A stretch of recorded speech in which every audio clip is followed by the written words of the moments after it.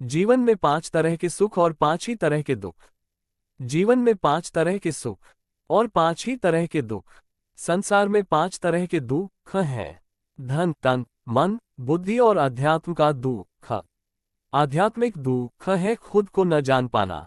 आम आदमी जिंदगी को आध्यात्मिक नजर से नहीं देखता, इसलिए उसे इस दुख का पता नहीं होता। एक खबर किसी के लिए भावी सुख का संदेश देती है, तो वही खबर किसी के लिए दुख का कारण हो सकती है। समाज में हर तरह के विचार के व्यक्ति होते हैं।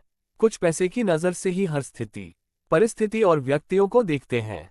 कुछ शारीरिक नज़र से हर समय, हर किसी को परखते हैं। कुछ लोग भावुकता के पलड़े में सबको तौलते हैं। बुद्धि से विचार करने वाले तो कम ही होते हैं, और सबसे कम होते हैं अध्यात्म की नज़र से संसार को देखने वाले। इसका अर्थ धार्मिक नज़र नहीं, जीवन को यथार्थ से देखना। इस संसार में 5 तरह के सुख हैं। धन का, तन का, मन का, बुद्धि तथा अध्यात्म का। आपने मिठाई खरीदी तो धन का सुख, खाए तो तन का सुख, पोते पोती को दी तो मन का सुख, स्कूल में प्रथम आए तो बुद्धि का सुख इत्यादि। परंतु प्रभु का ध्यान आध्यात्मिक सुख के क्षेत्र में आता है। जरा दिमाग के घोड़ों को और दौड़ाएं तो पाएंगे कि 5 तरह के दुख भी होते हैं।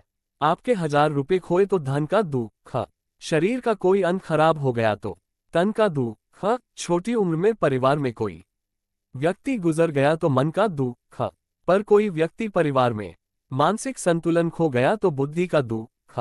परंतु सबसे बड़ा दुख जो बहुत कम लोगों को होता है, वह है अध्यात्म का दुख। अध्यात्म दुख अपने आप को न जान पाना है।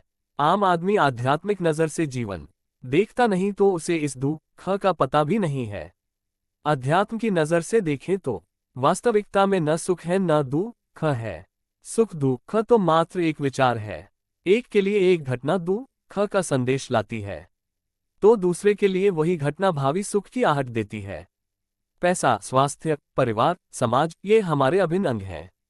परंतु सबसे विशाल तो अध्यात्म का पहलू है। यह मानना बचकाना होगा कि हर खबर सिर्फ एक स्तर पर हिट होती है। हर खबर का असर व्यापक होता है। वह नजर बाद में आए पर उसकी पहुंच बहुत ऊंची और गहरी होती है। एक खबर दुखदायी मालूम पड़ती है, परंतु उससे अनेक लोगों को सुख मिलता होगा। और शायद एक खबर सुखदायी मालूम पड़ती हो, लेकिन उससे अनेक लोगों के घर में दुख का माहौल हो जाता होगा।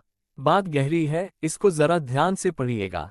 हर खबर को साक्षी भाव से देखिए, तो उतनी परेशानी नहीं होगी जितनी बनाई जाती है। उदाहरण के लिए, शहर में डेंगू फैला। ये खबर दुखदायी महसूस होती है, परंतु इस घटना से कितने लोगों की जिंदगी बन जाएगी। बकरी का दूध, पपीता बेचने वालों की, डॉक्टरों की, लैब वालों की और उनके साथ अनेक लोगों की जबरदस्त कमाई हो जाएगी। अक्सर सोचता हूँ कि अंतिम संस्कार का सामान बेचने वाले के घर खुशी कब आती होगी। वह भी गल्ले की आरती करता होगा तो कहता होगा कि सुख संपत्ति घर आवे। कब आएगी उसके घर में सुख संपत्ति? जब शहर में ज्यादा मृत्यु होंगी। इसलिए हर खबर को मात्र एक नजर से मत देखिए। सांसारिक खबर पर आध्यात्मिक नजर भी रखनी चाहिए।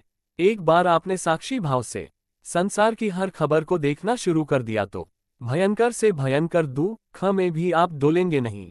सोचिएगा इस बात पर। सुख दुख जीवन का हिस्सा है, इसलिए घबराओ मत, जिंदगी खुल के जियो। धन्यवाद।